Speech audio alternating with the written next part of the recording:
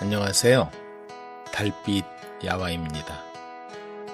들려드릴 이야기는 쫓겨간 며느리 후회하는 시어머니입니다.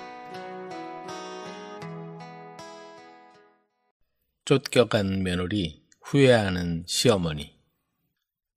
뒷동산에는 산새들이 지저귀고 앞들에는 앵두가 빨갛게 익어가고 있는 5월의 어느 날이었다. 마을 앞쪽에는 냇물이 유유히 흐르고 나지막한 산자락에 쌓여 옹기종기 모여있는 집들이 평화롭게 보였다. 구름 한 점 없는 화창한 날씨였다. 맹진사 집에서는 아낙네들의 웃음소리가 담장을 넘어가고 사람들의 왁자지껄 떠드는 소리가 잔치 분위기를 북돋워주고 있었다. 아침부터 온 동네가 떠들썩했다. 맹진사집 3대 독자 외아들이 신행을 오는 날이었다. 신방은 깨끗이 치웠느냐? 음식은? 손이 귀한 집안에 며느리가 들어온다고 맹진사는 아침 대바람부터 부산을 떨었다. 영감, 왜 이리 야단이시오? 채통을 생각하지 않고. 놔둬요, 옳게. 며느리 온다고 좋아서 그러는데. 하루 전에 집에 온 시누이의 핀잔에 안방마님은 입을 다물었다. 오시가 되자 신랑 신부 행렬이 모습을 드러냈다. 저기 오십니다. 동구 밖에서 목을 빼고 기다리던 삼식이가 불이 나게 달려들어왔다. 말탄 신랑이 앞서오고 신부가 탄 가마가 뒤따라오고 있었다. 마을 안악들은 신행하는 새색시 구경하느라 정신이 없었다. 색시가 예쁘네 그려. 엉덩이가 두리뭉실한 걸 보니 아들, 딸 쑥쑥 낳게 생겼어. 그래, 진사땡 안방마님 소원 풀겠어. 매파에게 아이만 잘 낳는 며느리 구해달라고 그렇게 부탁했다던데. 두세 명이 짝을 지어 떠들어대는 안악들의 이야기는 그 동네에서 아는 사람들은 다 아는 사실이었다. 재산도 많고 외아들인지라 며느리감이 줄로 늘어서 있지만 맹진사 내외는 걱정이 많았다. 며느리가 잘 들어와야 할 텐데. 맹진사 부인은 아들이 결혼할 나이가 되자 매파들에게 신신당부했다. 우리 집안에 들어오는 며느리는 다른 건 필요 없어. 단지 남편 잘 섬기고 아들만 쑥쑥 낳아주면 된다우. 넉넉한 집안에 부러울 것 없는 맹진사 집에서는 자식 농사를 제대로 짓지 못한 것이 늘 마음에 걸렸다. 맹진사 아들은 3대째 외아들인데 살짝 부족한 데가 있었다. 소문에 의하면 어렸을 때 한약을 너무 과하게 먹어서 그렇다고도 하고 어릴 때 높은 데서 떨어지는 바람에 머리를 다쳐 그렇다고도 했다. 그렇다 보니 부모의 근심이 컸다.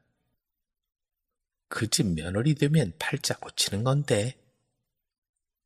이런 사실을 잘 알고 있는 매파는 그 집에 딱 맞는 며느리감을 찾아 중매를 섰고 자손이 많은 집안이라는 매파의 말에 서둘러 청혼을 했다. 자손만 쑥쑥 잘 낳으면 된다. 패백을 받으면서 맹진사 부인이 신부에게 이른 말이다. 행실이 올바르고 매사에 빈틈이 없는 착한 며느리가 그들 부부의 마음에 쏙 들었다. 이제 며느리가 아이만 쑥쑥 낳아주면 아무런 문제가 없었다. 하지만 시집 온 지 한 해가 다 되도록 아직 태기가 없었다. 시어머니는 며느리 손을 끌고 근방에서 가장 용하다는 의원을 찾아갔다. 몸이 냉해서 그러니 지성으로 다려 먹이시오. 그러더니 보약이라며 10첩이나 되는 한약을 내밀었다. 돌아오는 길에 맹진사 부인은 열불이 났는지 온갖 싫은 소리는 다 퍼부었다. 아이고 이거사, 이게 무슨 조화란 말이냐. 애를 잘 낳을 것 같다기에 선뜻 허락했구만. 너희 집에 들인 공이 얼만데. 죄송합니다. 며느리는 고개도 들지 못하고 뒤따라오면서 죄인처럼 몸을 조아렸다. 지금에 와서 물을 수도 없고 할 수 없지. 이 약이 태기에 좋다니까 허투루 생각하지 말고 정성을 다해 다려 먹거라. 며느리는 고개만 푹 숙이고 뒤를 따라왔다.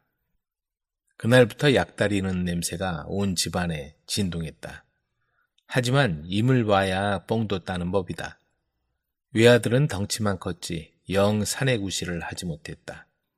첫날 밤부터 비실거리더니 여태껏 한 달이면 두어 차례, 그것도 수박 겉핥기 시기였으니 말이다. 그 후 한 해가 또 흘러갔다.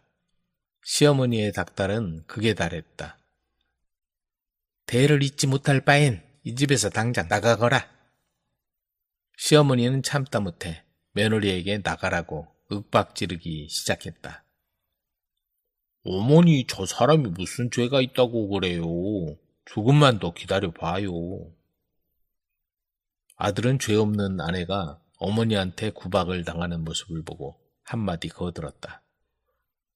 모자란 놈, 대를 끊으려고 작정을 했냐? 아이도 못 낳는 여편네 편을 들어? 어머니는 마누라 편을 드는 아들에게 소리를 지르며 역정을 내기 시작했다. 눈만 뜨면 며느리를 구박하며 당장 집을 나가라고 고래고래 소리를 지르는 것이 아닌가. 하루 이틀도 아니고 도저히 참을 수가 없던 며느리는 어느 날 집을 나가기로 마음먹었다. 여보, 아들, 딸 많이 낳으시고 잘 사세요. 안 돼, 조금만 더 참아. 난 당신이 좋단 말이야. 남편은 눈물을 흘리며 아내의 손을 잡고 사정했지만 며느리는 그 집에 더 이상 있을 수가 없었다. 남편은 아내를 부둥켜 안고 한참을 울었다. 여보, 이거 가져가. 내가 여태껏 모아둔 돈인데 당분간 사는 데는 도움이 될 거야. 고마워요, 여보. 아내와 남편은 한참을 서럽게 울었다. 그리고는 달기 새벽을 알리자 아내는 남편에게 공손히 절을 하고는 대문을 나왔다. 그래? 그것이 떠났다고? 잘 됐구나. 새벽에 떠났다는 말을 들은 시어머니는 얼굴에 희색이 감돌았다. 그리고는 아들과는 상관없이 매파를 불러들여 논 단마지기를 내주고 처녀를 들였다. 지성을 들여서라도 어서 자손을 이을 아이만 낳아라. 맹진사 부인의 재촉에 여자는 매일 뒷산 암자를 찾아다니며 기도를 드렸다. 정성이 통했는지 여자는 두어 달 만에 태기가 있더니 떡두꺼비 같은 아들을 낳았다. 이목구비가 훤한 걸 보니 나중에 뭐라도 한 자리 할 거여. 맹진사 부부는 동네방네 자랑을 해대느라 입이 아플 정도였다. 대를 이어준 새며느리는 콧대가 높아지고 시어머니의 곡간 열쇠까지 차지했다. 그렇게 몇 해가 지났다. 그런데 아이가 클수록 제 아비를 닮은 데라고는 한 군데도 보이지 않았다. 심지어 아이를 본 동네 사람들 사이엔 이상한 소문이 나돌아다녔다. 저 뒷산 남자에 기거하고 있는 그 스님하고 닮은 것 같은데? 그래, 나도 그렇게 생각해. 너무 똑같아 깜짝 놀랐다니까? 그 소리가 맹진사 부부의 귀에까지 들어갔다. 그렇잖아도 아들을 닮은 곳이라고는 한 군데도 없어 이상하다 생각하고 있었는데 그 소문을 들은 부부는 곡기를 끊고 한숨만 내쉬었다. 저것이 우리 몰래 헛짓거리를 하고 다녔군. 그때부터 그들 부부는 아이를 데리고 일절 바깥에 나오는 법이 없었다. 어느 날 맹진사 부인이 하인을 데리고 제너머 장터에 갔을 때였다. 어머니 안녕하셨어요? 돌아보니 7년 전 쫓아낸 며느리였다. 큰아이는 손을 잡고 등에는 자는 아기를 업은 채로 환하게 웃고 있었다. 집에 온 시어머니는 그날로 몸져 누워버렸다. 아이고, 내가 잘못했어. 그 착한 것을 내쫓아버리다니. 어머니에게 일어난 기적. 해는 뉘엿뉘엿 서산으로 넘어가고 마당에는 땅거미가 내리고 있었다. 어머니는 불편한 몸을 이끌고 동네 어귀에 나와 누군가를 기다리고 있었다. 왜 나와 계세요? 저만치 건장한 총각의 모습이 나타나자 어머니는 주름진 얼굴을 펴고 환한 미소로 그를 반겨맞았다. 잘 다녀왔니? 시장 가겠구나. 어머니도요. 어서 가요. 총각은 다리를 저는 어머니를 부축해서 어두운 길을 따라 허름한 오두막으로 들어갔다. 어머니는 어릴 때부터 다리를 절었다. 절름발이라고 아무도 거들떠보지도 않았지만 불편한 다리를 대신해준 착한 남자를 만나 아들까지 낳았다. 하지만 박복한 탓인지 남편을 일찍 떠나보내고 혼자가 된 여자는 불편한 몸으로 아들을 키워왔다. 어머니에게 아들은 남편의 분신이며 살아가는 이유였다. 어려서부터 아들은 다리를 저는 어머니 때문에 마음고생이 심했다. 철없는 동네 아이들은 복만이를 만나면 한쪽 다리를 절뚝거리며 놀려댔다. 내 엄마 절름발이라며? 이렇게 걷던데? 너희들 그만두지 못해? 어머니를 놀려대는 아이들을 보면 복만이는 소리를 질렀다. 어느 때는 분을 참지 못하고 놀리는 아이를 쫓아가 한바탕 싸움박질을 하고 왔다. 그런 아들의 모습을 보며 복만어미는 조용히 눈물을 삼켰다. 아비를 일찍 여의고 어린 나이에 밥벌이에 나선 아들을 보면서 다 자기 다리가 성치 못하기 때문이라고 가슴 아파했다. 세월이 덧없이 흘러 아들은 건장한 18살 총각으로 자라났다. 저 훤칠한 총각은 누구요? 언덕배기에 사는 절름발이 아들이요. 아들 하나 멀쩡하게 잘났네. 그래요. 아들은 나무랄 데가 없어. 인물 좋고 부지런하고. 그쯤에 복만이 어머니도 어서 빨리 혼계찬 아들에게 참한 색시를 얻어주는 게 소원이었다. 그런데 막상 아들에게 혼처를 구하려고 나서니 중매를 놓는 자리마다 고개를 내저었다.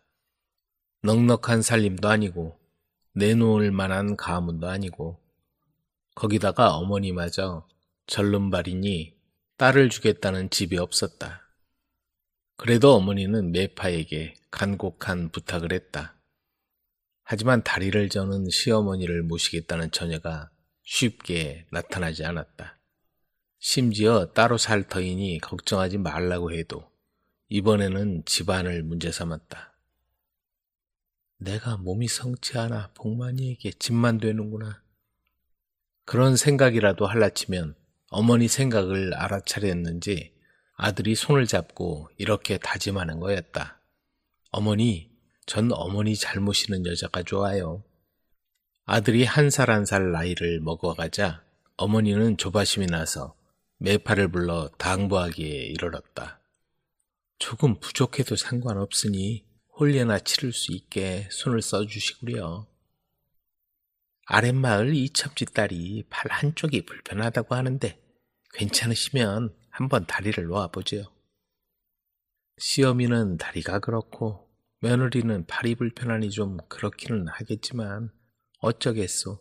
한번 알아봐 주시구려. 매파가 그 길로 이첨지 집에 가서 뜻을 전했다. 이쪽에서 말만 하면 얼씨구나 하고 반길 줄 알았는데 이첨지는 매파를 보고 소리를 버럭 질렀다. 우리 딸도 몸이 불편한데 다리를 저는 시어머니를 모시라고? 그런 말 같지도 않은 소리는 아예 꺼내지도 마소. 원 동네 창피해서. 매파의 얘기를 듣고 어머니는 심한 자책감에 빠져 눈물을 흘렸다. 내가 없으면 우리 복만이 장가라도 잘 갈 텐데. 어머니는 잠자리에서 아들 장가를 들게 해달라고 기도를 올리고 잠이 들었다. 어리석은 짓이로다. 어찌 아들 장가만 들게 해달라고 비는 것이냐. 다리를 고치면 모든 게 해결될 것을. 제 다리를 고칠 방도가 있단 말입니까? 그렇다. 집 앞 논을 지켜보아라. 그곳에 다리 저는 학이 날아올 것이다. 그 학을 주의 깊게 지켜보면 다리를 낳을 방법을 찾게 될 것이니라. 그 말을 남기고 노인은 사라졌다. 깨어보니 꿈이었다. 논에 날아오는 학한테서 다리를 치료할 방법을 알 수 있다니 그게 무슨 말이지? 처음에 어머니는 꿈을 대수롭지 않게 여겼다. 하지만 그냥 넘기기가 마음에 걸려 틈만 나면 집 앞의 논을 바라보았다. 남편 살아생전에 마련한 추억이 깃든 논이었다. 하루 이틀이 지나도 학은 보이지 않았다. 그런데 어느 날 꿈에서 이룬 것처럼 한쪽 다리를 저는 학이 논에 날아들었다. 그러더니 논 가운데 내려앉아 다친 다리를 조심스럽게 내려놓는 게 아닌가. 그러기를 사흘째 되는 날 학은 어디가 다쳤냐는 듯이 두 발로 힘차게 하늘을 향해 날아오르더니 멀리 날아가 버렸다. 이상하다. 저기 뭐가 있는 거지?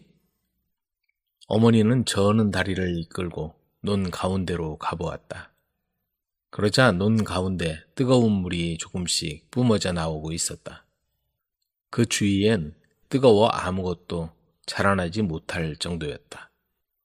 학이 한 것처럼 다리를 한번 담가보자. 어머니는 그 물에 다리를 담갔다. 그러자 시원한 기운이 온 몸을 감쌌다. 그렇게 하기를 열흘 만에 논에서 나오던 어머니는 자기가 절지 않고 똑바로 걷고 있다는 사실에 깜짝 놀라고 말았다. 다리가 나았어. 복만아, 내 다리가 나았다.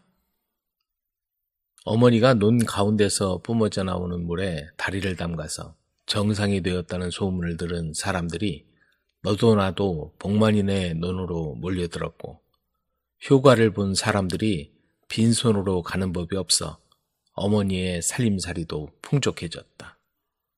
복만이도 예쁘고 참한 색시를 만나 장가도 갔다.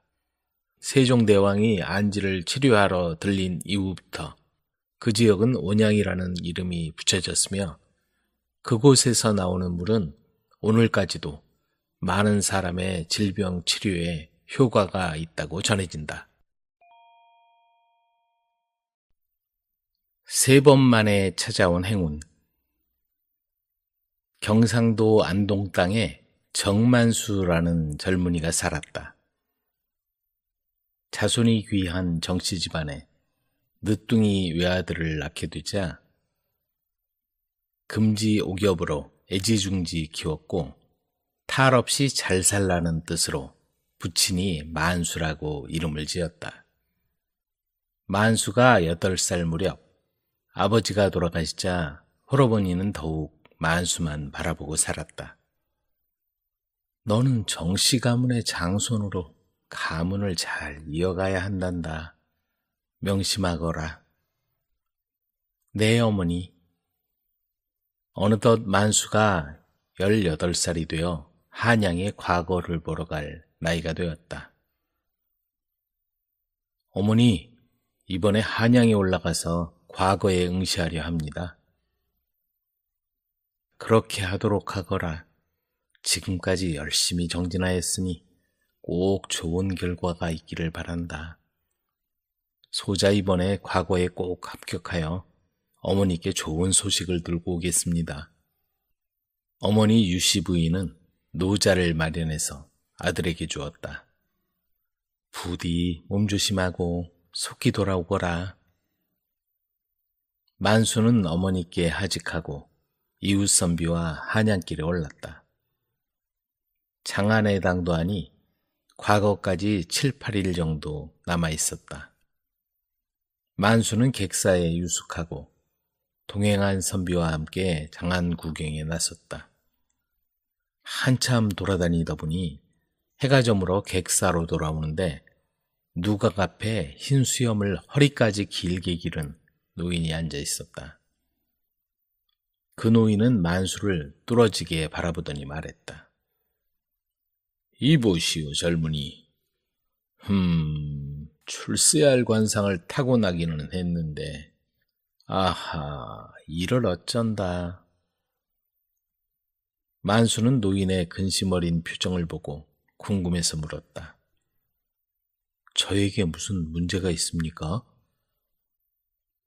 그리고 일행을 먼저 보내고 그 노인 앞으로 바싹 다가갔다. 노인은 만수를 보더니 한동안 말이 없었다. 왜 그러십니까? 무슨 안 좋은 일이라도 있습니까? 이번에 과거의 장원은 하겠지만 3번 죽을 애군이 있으니 이걸 어쩌면 좋소? 그 말을 들은 만수는 얼굴이 사색이 되었다. 애군을 피할 방법이 없겠습니까? 고향에 계신 늙은 어머니를 생각해서라도 절 좀 도와주십시오. 그러자 노인은 한참을 생각하다가 백지를 3장 꺼내 거기에 무엇인가를 그려 넣었다. 첫 번째 그림은 돈이었다. 그리고 2번째는 칼이었다. 마지막 3번째 그림은 산 위에 해가 떠 있는 그림이었다. 앞으로 어떤 일이 닥치더라도 지혜롭게 잘 처신하시오. 이 그림을 잘 간직하시고 부디 난관을 잘 헤쳐나가기 바라겠소. 3번의 애군을 무사히 넘기면 형통할 운세요. 만수는 그림을 받아 품에 간직하고 객사로 돌아오고 있었다. 사방이 어둑어둑해지고 남산에 봉화가 올라 있었다. 그때 갑자기 장정 여럿이 만수를 에워싸더니 입을 막고 사지를 묶어서 교자에 태워 어디론가 데려갔다. 순식간에 벌어진 일이었다. 내리거라! 소리치는 사내의 말을 듣고 교자에서 내리니 대갓집 중문 안이었다. 여기가 어디냐? 그건 알 것 없고 안으로 들어가라. 만수가 하는 수 없이 끌려 들어가니 신방이 차려져 있지 않은가.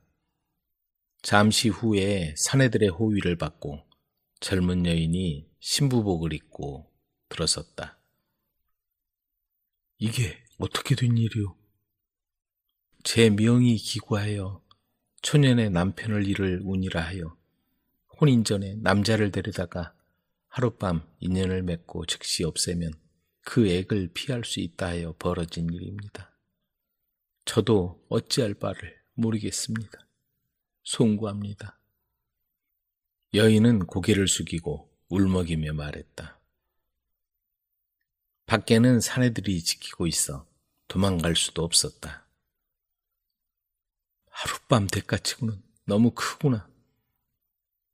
다음 날 새벽을 알리는 닭 울음소리가 들려왔다. 또다시 사내들이 만수에게 달려들더니 입을 막고 사지를 묶어 다시 교자에 태워 어디론가 데려갔다. 내려보니 까마득한 낭떠러지 앞이었다. 과거를 보러 왔다가 왜 이런 봉변을 당하는지 답답합니다. 이제 죽은 목숨이니 돈이 있어 무엇하겠소. 자, 당신들한테 가진 돈을 다 주겠소. 억울한 건 고향에 계신 어머니를 다시 뵙지 못한다는 것뿐이요. 만수는 가진 돈을 사내들에게 나누어 주었다. 그러자 그 중에 한 사람이 말했다. 자식을 기다리는 어머니가 이걸 알면 얼마나 슬프겠어. 자, 돈까지 받았으니 이 사람을 그냥 놓아주자. 그리여 죄 없는 사람을 해치면 천벌을 받을 거여. 그리고는 만수의 결박을 풀어주더니 말했다. 이 길로 당장 고향으로 돌아가시오. 그리고는 빈 교자를 들고 산에서 내려가는 것이었다. 첫 번째 애군이었나 보다. 만수는 온몸에 긴장이 풀어져 그 자리에 주저앉고 말았다. 그리고는 노인이 그려준 첫 번째 그림에 돈이 그려져 있다는 걸 기억했다. 하지만 만수는 과거를 보지 않고 고향으로 돌아갈 수는 없었다.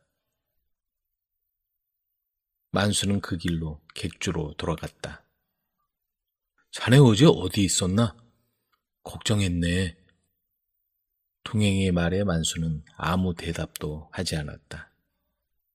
바깥 출입을 하지 않고 지내던 만수는 드디어 과거에서 장원급제를 했다.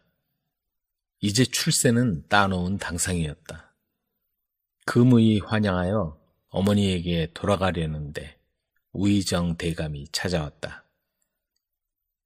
내 여식을 아직 여의지 못하고 있는데 자네를 내 사위로 삼고 싶네. 저같이 미천한 자를 사위로 택하여 주시니 어찌 사양할 수 있겠나이까. 하오나 고향에 어머니가 계시오니 먼저 말씀을 드리도록 허락해 주십시오. 그리하게 고향에 인사만 드리고 퇴기를 하게나. 어차피 바로 올라와 입골해야 할 걸세. 만수는 고향에 돌아가 어머니께 기쁜 소식을 전하고 그 길로 다시 한양으로 올라왔다. 그리고 우의정의 딸과 혼례를 올렸다. 밤이 깊어 신방에서 등불을 끄고 잠자리에 누웠는데 갑자기 노인이 준 그 그림이 생각났다. 두 번째 그림은 칼 모양이었는데. 만수는 두 눈을 말똥말똥 뜨고 있었다. 그런데 달빛이 비치는 문창호지에 칼을 든 사내의 그림자가 비쳤다. 만수는 순간적으로 벌떡 일어나 병풍 뒤로 몸을 숨겼다. 그 순간 문을 박차고 칼을 든 사내가 들이닥치더니 잠든 신부를 베고 도망쳐버렸다. 만수는 그 순간 정신을 잃고 쓰러졌다. 한참 후에 만수는 정신을 차렸다. 신부는 병고를 당한 뒤였고 만수는 온몸이 묶여 있었다. 방에는 신랑 신부 둘밖에 없었고 옆에 피 묻은 칼이 놓여 있었으니 변명의 여지가 없었다.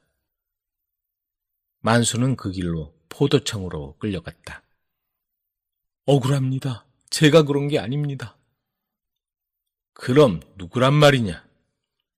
그 방에 다른 사람이 누가 있었단 말이냐? 그 순간 만수는 세 번째 그림을 떠올렸다. 이게 두 번째 애군인가? 그러면 세 번째가 남았구나. 그리고 그 그림을 앞에 꺼내놓았다.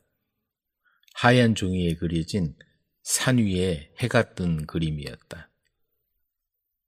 이게 뭐냐? 이게 무슨 증거란 말이냐? 만수는 곧바로 옥에 갇혔다. 그리고 증거를 대지 못하면 중죄를 면치 못할 처지였다. 그날 밤 좌의정 대감이 퇴청해서 집에 돌아오니 막내딸이 기다리다가 부친에게 말했다. 아버님, 우의정 대감 댁에 병고가 있었다고 들었습니다. 그래, 너도 들었구나. 어떻게 그런 일이 있단 말이냐? 신랑이 그런 게 틀림없습니까? 증거가 있어야지. 두 사람뿐이었는데 증거라고 내놓은 게 하얀 백지에 그린 해가 떠있는 상그림이니 말이다. 그게 뭐라고? 딸은 잠시 생각하더니 말했다. 그거 백일산이라는 이름을 뜻하는 거 아닐까요? 백일산이라고? 내일 입고라면 한번 조사해보마. 다음 날 입고란 좌의정 대감은 그 얘기를 전했고 백일산이란 이름을 들은 우의정 대감의 얼굴이 변한 건 물론이다. 백일산은 바로 우의정 대감집 하인의 이름이었다. 내 죄를 바른대로 이실직고 하렸다. 아씨를 오랫동안 사모하고 있었습니다. 그런데 갑자기 혼인을 해서 홧김에 그만. 잡혀온 백일산은 자기 죄를 순순히 털어놓았다. 만수는 세 번째 군을 무사히 벗어났다. 그리고 마침내 이제부터 행운이 시작되었다. 행운의 첫 번째는 바로 백일산이란 이름을 맞추어 만수를 구해준 좌의정의 막내딸과 혼인을 한 것이다. 과부와 내기를 한 이웃 총각. 고추장으로 유명한 전라도 순창 땅에 양씨성을 가진 부인이 살고 있었다. 미모가 빼어나고 남편과의 금실이 좋아 주변 사람들의 부러움을 샀다. 하지만 그 행복도 오래가지 못했다. 갑자기 남편이 세상을 떠나고 양씨 부인은 혼자가 되고 만 것이다. 하루아침에 청산과부가 된 양씨 부인은 출입을 삼가며 슬픔에 잠겨 지냈다. 주변에선 젊은 나이에 혼자 몸이 된 미모의 여인에게 재가를 권하는 이들이 많았다. 아직 앞길이 구말리 같은데 좋은 사람 만나서 재가해야지. 하지만 그때마다 양씨 부인은 이렇게 대답했다. 자고로 여인은 두 남편을 섬기지 않는다고 했습니다. 다신 그런 말씀 하지 마십시오. 양씨 부인이 외출이라도 하는 때엔 눈에 띄는 미모로 사내들의 시선을 사로잡았다.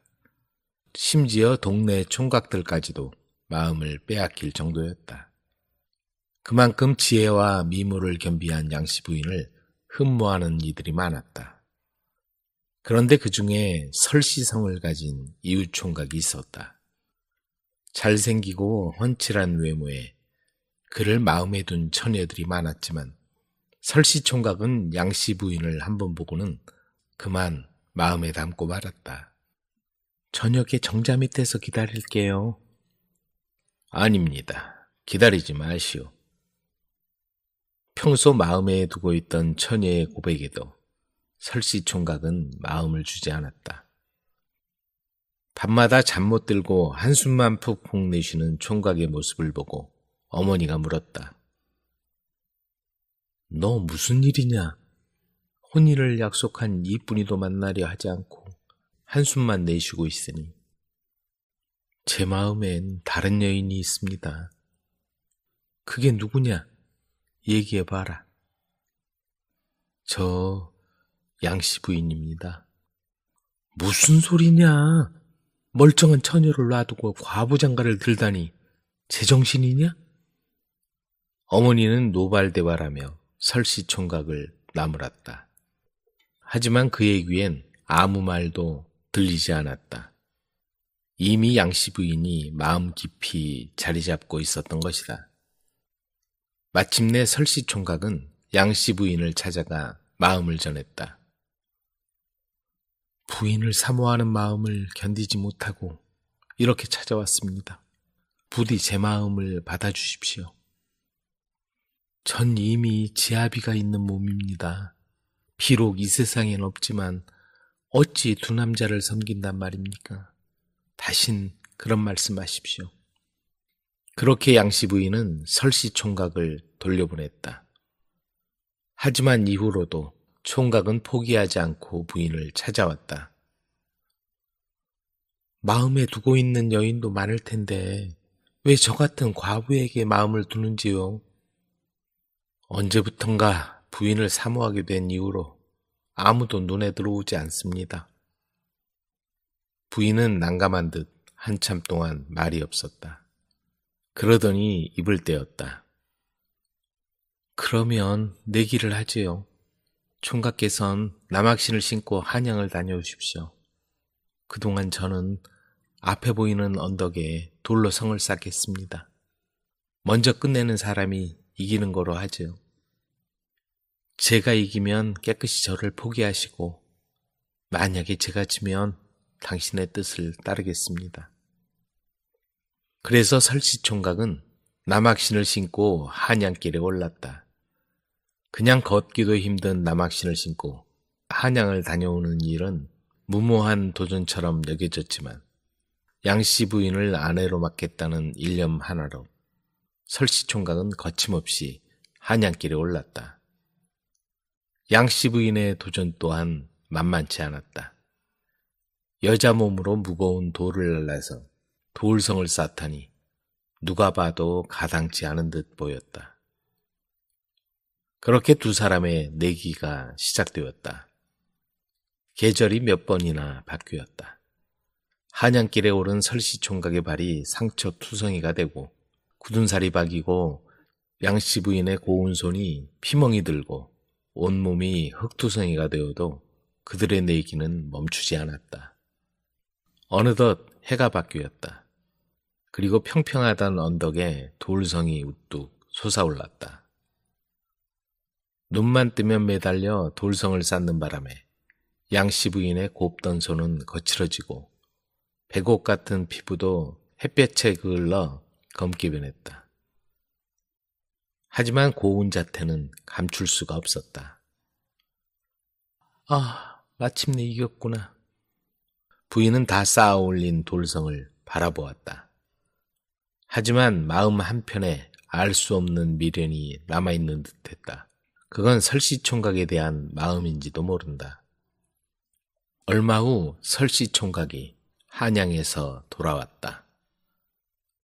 마을 어귀에서 높이 솟아있는 돌성을 바라본 총각은 마음이 무너져 내렸다.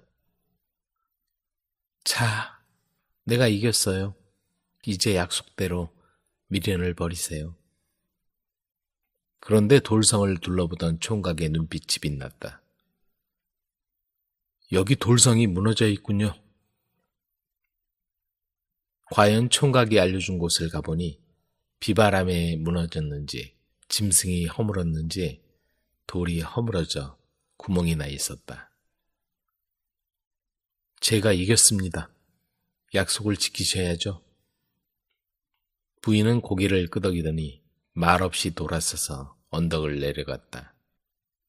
다음날 총각은 당당하게 부푼 가슴을 안고 부인을 찾아갔다. 그런데 어디에도 부인의 모습이 보이지 않았다. 동이틀 무렵 부인이 호숫가로 내려갔다는 걸 본 사람이 있다는 말을 듣고는 그 길로 호숫가로 달려간 총각은 가지런히 놓인 부인의 신발을 발견하고 하염없이 눈물을 흘렸다. 총각과의 내기에 서지자 부인은 수절할 수 없음을 알고 물에 몸을 던진 것이다. 처음부터 마음에 두지 말 걸 그랬구나. 내기도 하지 말았어야 했어. 이후 사람들은 정절을 지키기 위해 목숨을 버린 부인을 기리며 부인이 쌓아 올린 돌성을 호러미 산성이라고 부르고 있다. 강물에 뛰어든 선비의 행운. 다 헤어진 도포를 입고 갓을 쓴 한 선비가 힘없이 넘실대는 강물을 바라보고 서 있었다. 무슨 낯으로 돌아가겠나. 이렇게 고향에 돌아간들 반겨줄 사람이 누구던가. 이 덧없는 세상 미련도 사라지는구나. 그는 결심한 듯 그나리 보찜을 내려놓고 강을 향해 한 걸음 한 걸음 내디뎠다. 이보시오, 정신 차리시오. 이게 무슨 망발이오? 순식간에 한 남자가 강물에 뛰어들어 젊은 선비를 끌고 나와 강가에 눕히며 말했다. 젊은 선비가 흠뻑 젖은 채로 눈을 떠보니 나이 지긋한 한 남자가 낚싯대를 든 채 그를 내려다보고 있었다. 남의 일에 상관하지 마시오. 상관하지 말라니. 어찌 이웃의 생사를 보고 모른 척할 수 있겠소. 그렇게 남자는 젊은 선비의 순간적인 충동심을 기어이 가라앉히고야 말았다. 아니, 앞길이 군말리 같은 사람이 어찌 그런 몹쓸 생각을 하시오. 내가 얼마나 허탈하면 이런 생각을 했겠소. 한평생 앞만 보고 달려온 내 인생이 덧없이 느껴져 그런 생각에 빠져 있었소. 선비는 처량한 목소리로 말했다. 쓸데없는 생각 말고 우리 집으로 갑시다. 보아하니 며칠을 굶은 게 분명하구먼. 남자는 사양하는 선비의 소매를 잡고 자기 집으로 데려갔다. 그 남자는 인품이 넉넉하고 부유하게 사는 이생원이었다. 이봐라, 여기 한상 차려오너라. 집안에 들어선 이생원이 식솔들에게 지시했다. 그 두 사람이 사랑방에 마주 앉아 있는데 잠시 후 한 여자가 상을 차려 들어왔다. 하녀라고 보기에는 평범하지 않은 외모였다. 젊은 분이 왜 그런 몹쓸 생각을 한 거요? 술이 한 잔 들어가자 젊은 선비는 심정을 털어놓았다. 그는 제천에 사는 이백천이란 선비였다. 어려서부터 신동소리를 들을 정도로 머리가 좋아서 기대가 컸는데 과거를 보는 족족 낙방에서 아직 벼슬길에 오르지 못한 것이다. 집안에 꽤 많던 재산도 부친이 세상을 떠나고 해마다 한양을 오르내리며 글공부만 매달린 탓에 탕진하고 말았다. 부친 살아생전에 얻은 마누라도 외간 남자와 눈이 맞아 달아나 버리고 그를 위로하고 격려를 아끼지 않았던 친구들도 그가 빈털터리가 되자 하나둘씩 그의 곁을 떠나기 시작했다. 이번이 마지막이야. 무슨 일이 있어도 꼭 합격해야 된다. 그나마 남아있는 쥐꼬리만한 가산을 정리하여 과거를 보러 한양으로 갔던 것이다. 그런데 이번에도 그는 낙방하고 말았다. 딱히 갈 곳도 없고 수중에 돈도 떨어진 그는 줄임배를 움켜쥐고 고향으로 내려가던 중 그런 몹쓸 생각을 하게 된 것이었다. 난 이생원이라고 하오. 소시적에 집안 사정으로 대과의 꿈을 접은 적이 있어 남의 일 같지가 않구려. 결혼은 했소. 기대할 게 없다고 여겼는지 마누라는 달아나 버리고 지금은 혼자입니다. 그러자 이생원이 한참 생각하더니 입을 열었다. 내가 관상을 좀 볼 줄 아는데 그대는 대기만성할 인물이요. 절대로 포기하지 마시오. 그러더니 한마디 덧붙였다. 난 일이 있어 나가봐야 하오. 수발을 들 사람을 보낼 테니 오늘은 여기서 편히 쉬시오. 백천은 준비해준 새옷으로 갈아입고 저녁까지 배불리 먹은 뒤 오랜만에 편안하고 아늑함에 젖어 있었다. 그때 문 밖에서 여인의 목소리가 들려왔다. 들어가도 됩니까? 네, 들어오시오. 이어 조용히 문이 열리더니 주한상을 든 젊은 여인이 들어왔다. 외삼촌께서 바쁘셔서 제가 들어왔습니다. 그럼 이생원 어른의 조카란 말이요? 네, 전 숙향이라 합니다. 두 사람은 밤늦도록 이런저런 얘기를 나누며 술잔을 기울였다. 숙향은 관직에 있던 부친이 모함을 받아 귀양살이 끝에 세상을 떠나고 어머니마저 병으로 죽자 외숙집에 내려와 살고 있었다. 집안이 그렇게 되는 바람에 혼사가 막혀 아직도 혼자 몸이었다. 이생원은 백천이 장차 크게 될 인물이란 걸 알아보고 조카 딸과 맺어주려고 마음먹은 것이다. 이생원의 그런 속내를 알 리 없는 여인은 나그네와 합방하라는 말에 처음에는 펄쩍 뛰었다. 소녀 죽으면 죽었지 그리는 못합니다. 얘야, 너 전혀로 늙을 셈이냐? 외삼촌의 말을 잘 듣거라. 저 젊은 선비는 인품이 단정하고 고고하구나. 그의 관상을 보아하니 장차 큰 인물이 될 상이란다. 그러니 아무 말 말고 외삼촌의 말을 따르도록 하거라. 여인은 결국 이생원의 말에 따를 수밖에 없었다. 이것도 인연인데 서로 얘기나 하며 보내도록 합시다. 두 사람은 새벽 달기 울 때까지 많은 얘기를 나누었다. 백천은 자신의 생명을 구해주고 호의를 베푼 생원의 조카를 취할 수가 없었다. 숙향은 밤새 손가락 하나 건드리지 않는 백천의 자상함과 솔직함에 반했다. 낭자가 이 방에서 나가면 이생원님이 서운해할 것이니 그냥 얘기나 하며 밤을 지새도록 합시다. 어느덧 먼 동이 희미하게 밝아오고 있었다. 자, 이만 가겠소이다. 숙향은 자신을 지켜주고 삼촌의 체면을 지켜준 백천의 인품에 감탄하고 말았다. 낭자, 어찌 눈물을 보이시오. 우리가 다시 만날 인연이 있으면 다시 만나겠지요. 이생원 어르신께 이 은혜 잊지 않겠다고 꼭 전해주시오. 집으로 돌아가는 백천은 예전처럼 낙방하고 고개를 푹 숙인 모습이 아니었다. 새로운 삶의 목적이 생긴 것이다.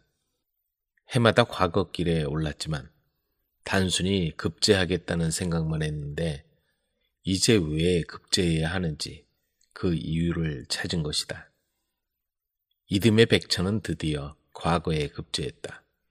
그리고 어사를 제수받아 충청도 땅으로 내려오게 되었다. 이생원 어른을 뵈러 가자. 그런데 이생원 집을 찾아가니 집안 분위기가 어수선했다. 집안에 들어가니 숙향이 눈물을 흘리며 맞이했다. 집안에 무슨 일이라도 있어? 외숙부께서 관가에... 자세한 내용을 알아보니 새로 부임해온 사또가 역적의 딸을 숨겨왔다는 죄목으로 잡아갔다는 것이었다. 풀려나고 싶으면 숙향을 관기로 내놓으라고 윽박질렀다. 사또의 속내는 숙향을 자기 여자로 만들려는 것이었다. 객지로 내려온 김에 딴 살림을 차려 재미라도 실컷 보려는 흑심을 품고 있었다. 그 길로 백천은 관가로 달려갔다. 사또를 뵈려고 왔소. 허름한 옷차림에 사또를 만나겠다고 찾아온 백천을 보고 아전이 막아섰다. 감히 누군데 사또를 뵙겠다는 거요? 백천은 허리에서 마패를 꺼내 아전에게 보여주었다. 그러자 아전이 기겁을 하고 안으로 달려갔더니 잠시 후 사또가 버선발로 달려나와 백천을 맞이했다. 기별도 없이 어쩐 일이십니까? 본래 기별 없이 오는 것이 내 일이잖소. 그나저나 처를 데리러 처에 왜 쑥대게 온 거요? 사또는 어사의 처삼촌이 이곳에 살고 있다는 말에 좋은 기회라고 생각했다. 어디 사시는 누구신지요? 힘 닿는 데까지 도와드리도록 하겠습니다. 양지골 이생원이라고 하오. 혹시 아시오? 이생원이라고요? 사또의 얼굴이 하얗게 변했다. 그리고는 온몸을 덜덜 떨었다. 그 말을 남기고 백천은 숙향에게로 돌아왔다. 염려 마시오. 외숙께선 바로 돌아오실 거요. 얼마 후 사또가 보낸 물건들과 함께 이생원이 돌아왔다. 무사하셔서 다행입니다. 큰 일을 할 줄 알았소이다. 두 사람은 마주 앉아 시간 가는 줄 모르고 얘기꽃을 피웠다. 그러면 그날 밤 손도 잡지 않았단 말이요. 서로 마음만 주고받았습니다. 다음 날 아침 백천은 숙향과 함께 길을 나섰다. 과거에 급제하고 색시도 얻고 임도 보고 뽕도 딴 것이다.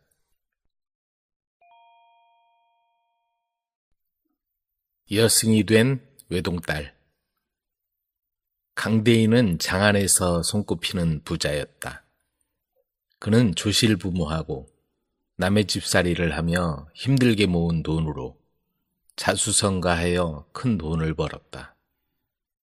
그 바람에 나이 30이 되어서야 장가를 들었고 이듬해 딸아이를 낳아 이름을 청아라고 지었다. 그런데 이후로는 아이가 생기지 않았고 부부는 외동딸 청아를 남부럽지 않게 키웠다. 금지 오겹처럼 자란 청아는 숙사를 통해 글을 배우고 후원엔 화초를 가꾸며 세상 풍파를 전혀 모르고 자라났다. 청아가 18살이 되던 해였다. 난리다, 난리! 빨리 떠나시오! 때는 임진년. 여기저기 피난 행렬이 주를 이루었고 터전을 잃은 사람들은 산으로 들어가 화전민이 되기도 했다. 힘께나 쓰는 사내들은 산적이 되어 약탈과 방화를 일삼았으니 그야말로 아비규환이었다. 여보, 큰일 났소. 난리가 났다는구려. 강대인이 모녀가 있는 안방으로 급히 뛰어들어오며 소리쳤다. 이 일을 어쩐답니까? 당장 돈과 옷가지를 챙겨서 이곳을 떠나야겠소. 강대인은 부인과 청아를 재촉해 피난짐을 꾸리고 가마 2채에 부인과 청아를 태우고 말잔등에 먹을 양식과 돈을 싣고서 부랴부랴 피난길에 올랐다. 길에 나서보니 곳곳이 야단이었다. 온실 화초처럼 자란 청아는 모든 게 무섭기만 했다. 그런데 무악재를 넘어가다 힘이 들어 가마를 내려놓고 가쁜 숨을 쉬고 있을 때였다. 마침 잘 걸려들었다. 양식도 떨어져가고 가진 것도 없는데 하늘이 도왔구나. 가진 것 다 내놓아라. 목숨만은 살려주겠다. 한 무리의 장정들이 칼과 몽둥이를 들고 나타나 강대인을 협박했다. 가마꾼들은 혼비백산에서 걸어마 날 살려라 도망쳐버렸다. 이 강도들아! 그렇게는 못한다. 강대인은 굽히지 않고 그들에게 대들었다. 그래? 목숨이 아깝지 않은 모양이구나. 무리 중에 힘께나 쓸 것 같은 사내가 강대인을 노려보았다. 사실 그들은 처음부터 강도가 아니었고 농사를 지으며 살다가 세상이 뒤숭숭해지자 하나둘 모여 이렇게 강도로 돌변한 것이다. 그렇다 보니 사람을 해칠 의도는 없는 자들인지라 그들의 목적은 단지 먹을 것과 돈이었다. 사내는 가마를 들치고 떨고 있는 부인과 청아를 끌어냈다. 여기 묶어둘 테니 살든지 짐승 밥이 되든지 우린 모른다. 부인과 딸은 우리가 데려가겠다. 그리고는 저항하는 강대인을 굵은 소나무 기둥에 묶어놓고 부인과 청아를 끌고 양식과 돈이 실린 말을 몰고 사라졌다. 강도 일행은 산을 넘어 양주, 광릉 깊은 산속으로 들어갔다. 소나무가 빽빽이 들어차서 길도 나있지 않은 소나무 숲을 힘들게 지나가자 낡은 집 한 채가 보였다. 아무도 찾아오기 힘든 곳에 자리한 그들의 은신처였다. 사내는 청아 모녀를 방에다 집어넣고 먹을 것을 주었다. 끌려오며 나뭇가지에 긁혀 얼굴과 팔다리에 상처 투성이가 된 모녀는 두렵기도 하고 두고 온 강대인이 걱정되어 울기만 했다. 울지만 말고 먹어. 이제 소용없어. 남편인지 아빈지는 어떻게 됐는지도 몰라. 이제부터 본인들 걱정이나 하거라. 그 사내는 장태승이란 자였다. 젖먹이 무렵 아비가 영모에 몰려 옥에서 세상을 떠나고 어미와 길거리에 나앉은 신세가 되었지만 어느 부잣집의 도움으로 살아갈 수가 있었다. 13살 무렵 어머니가 병으로 세상을 떠날 때 그 얘기를 하며 나중에 그 은혜를 꼭 갚으라고 당부하던 말을 태승은 잊지 않고 있었다. 그분 함자는 강자, 인자, 섭자 어른이다. 절대 그 은혜를 잊으면 안 된다. 그게 어머니가 눈을 감으며 남긴 말이었다. 그 뒤로 그는 남의 집을 전전하며 악착같이 살았다. 10년이 지난 지금 산속에 들어와 강두질로 연명하고 있지만 말이다. 장태승은 모녀가 갇힌 방에 들어와 먹을 걸 내려놓았다. 어머니가 살아계셨으면 저 부인 나이였을 텐데. 장태승은 언제부턴가 모녀가 안쓰러워졌다. 이것 좀 드시오. 남편분도 아마 무사할 거요. 가끔 지나다니는 사람이 있는 곳이니 말이오. 그리고는 나가려다가 다시 물었다. 남편분 이름이 어떻게 되시오? 강인섭이라 합니다. 청아가 대답했다. 칠패시장 강인섭 대인이란 말이오? 네, 그래요. 그 말을 들은 장태승은 멈칫하더니 말없이 나가버렸다. 저 친구 여자들한테 너무 잘해주는 거 아니야? 젊은 여자가 마음에 있나? 주변에서 태승이 여자들에게 드나드는 걸 보고 수군거렸다. 어느 날 밤이었다. 모녀가 있는 방문 자물쇠가 열리더니 검은 그림자가 살며시 들어왔다. 쉬, 조용히 하시오. 가만히 날 따라오시오. 태승이었다. 모녀는 그를 따라 산채를 벗어났다. 자, 여기서부턴 둘이 가시오. 우릴 풀어준 걸 알면 어떻게 하려고요? 괜찮소.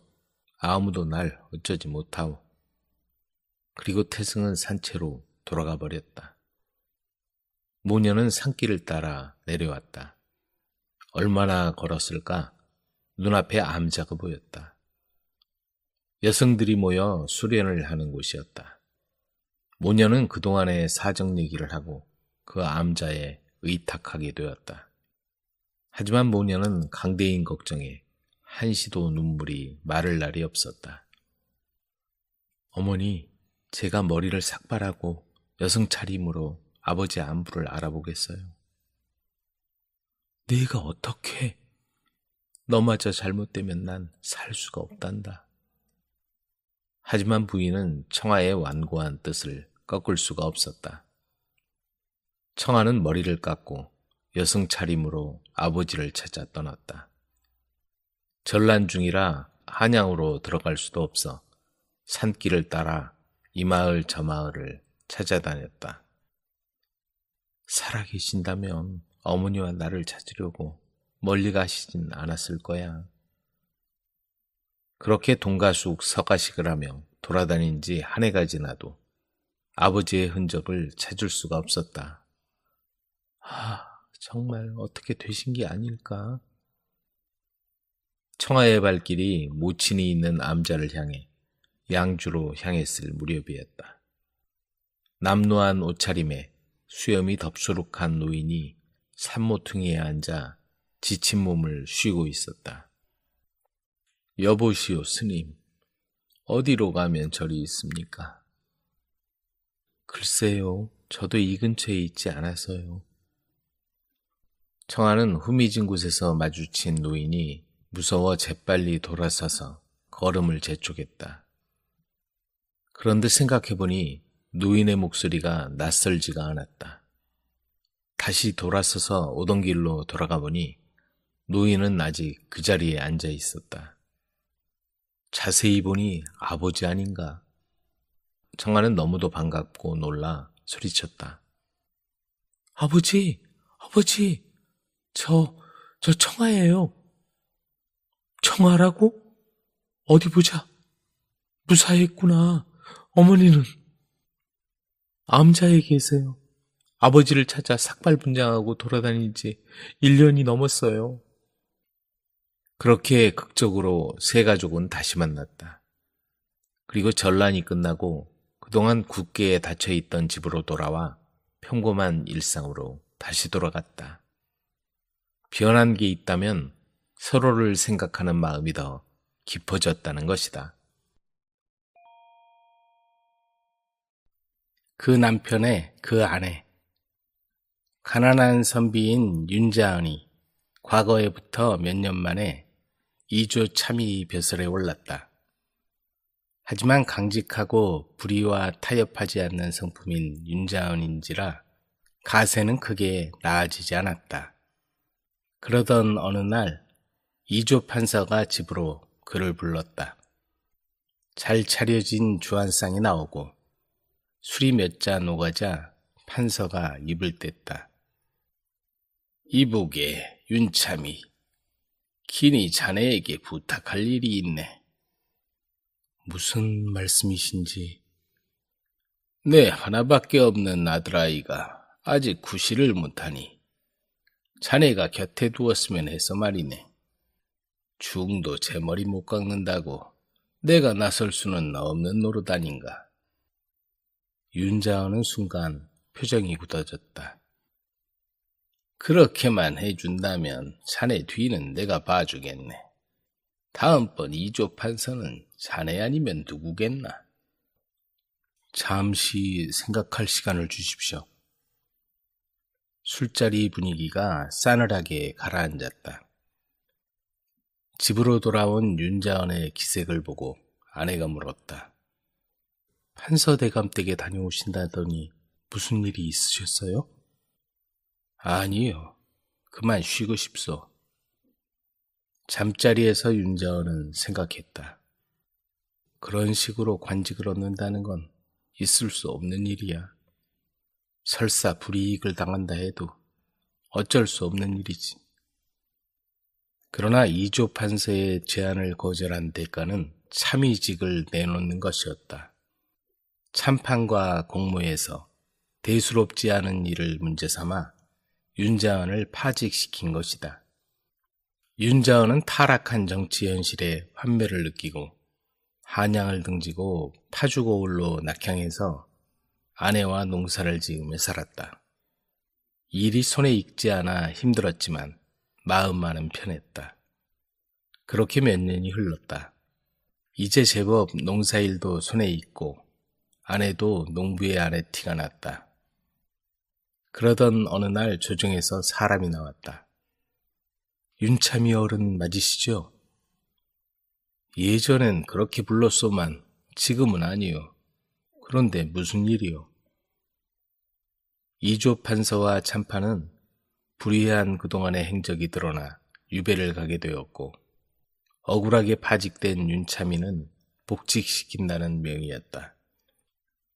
윤자은은 시골 생활을 정리하고 한양으로 올라가기에 이르렀다.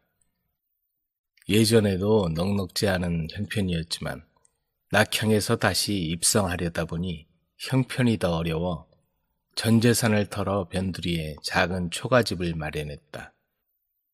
이조 참의가 사는 집이라고 하기엔 너무 초라했다. 하지만 윤자은과 아내는 그렇게 작은 집이라도 만족했다. 아내는 부엌과 마루, 단칸방을 하루 종일 쓸고 닦았다. 그런데 그날 밤 아내의 얼굴빛이 어두웠다. 아니, 왜 그러시오? 어디 아프오?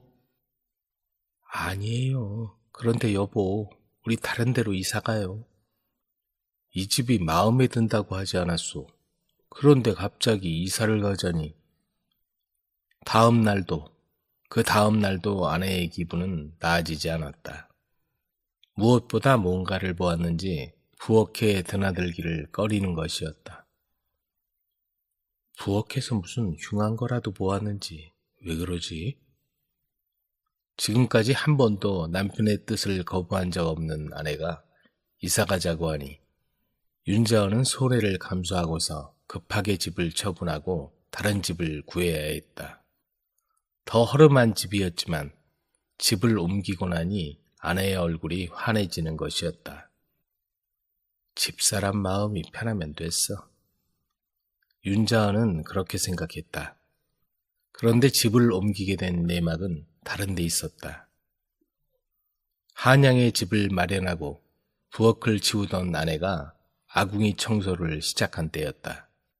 오랫동안 비어있던 집이라 아궁이에 불 뗀 찌꺼기가 수북이 쌓여 입구가 가려질 정도였다. 쇠스랑을 가지고 재와 불탄 나뭇가지를 긁어내고 덮인 흙을 파내는데 뭔가 쇠스랑 끝에 걸렸다. 이게 뭐지?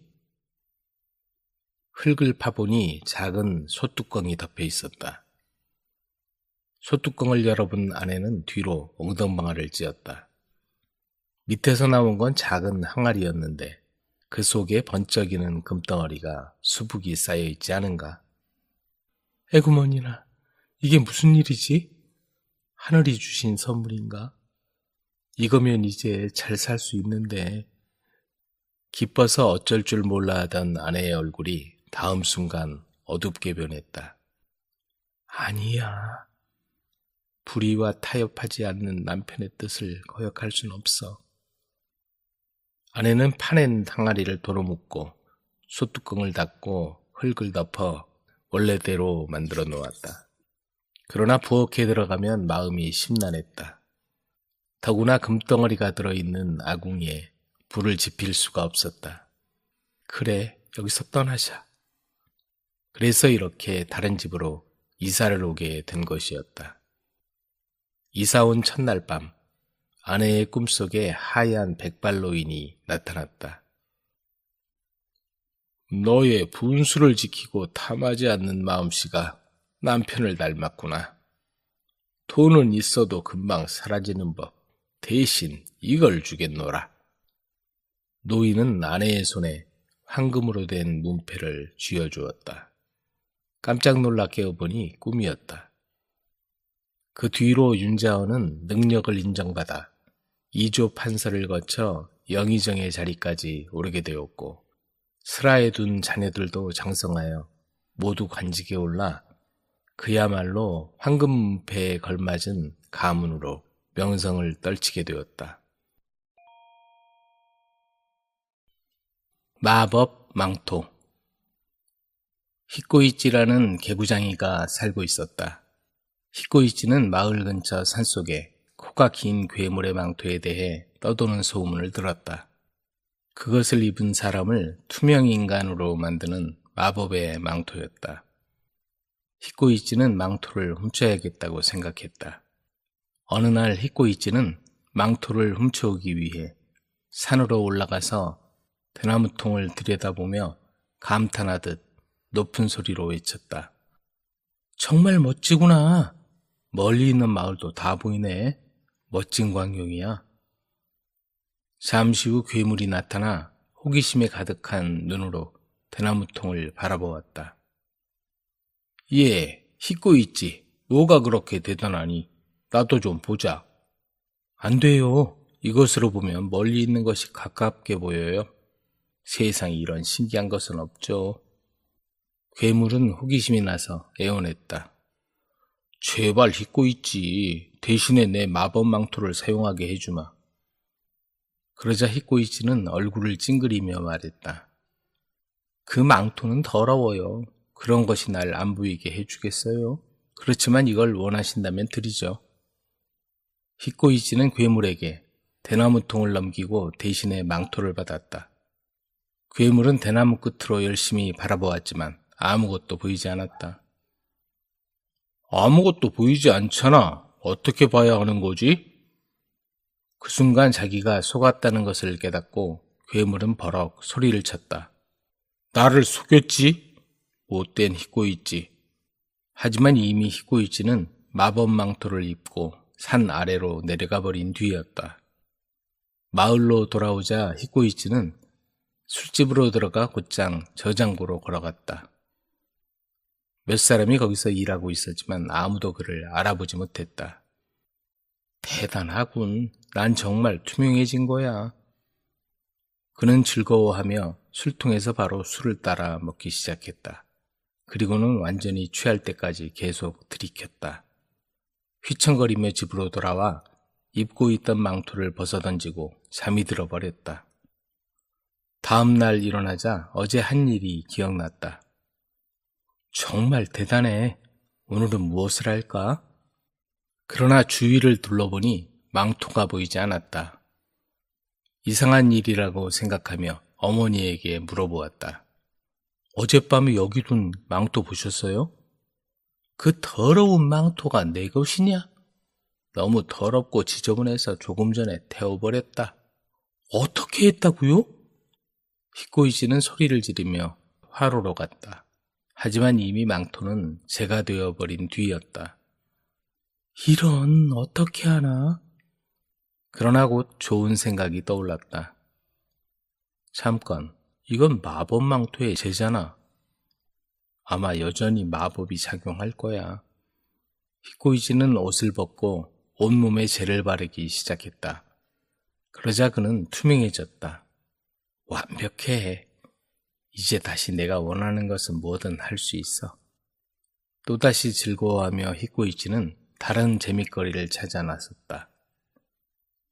히코이치는 잔치를 열고 있는 집으로 몰래 들어가서 사람들이 자기를 보지 못하는 것을 알고는 음식과 술을 즐겁게 먹기 시작했다.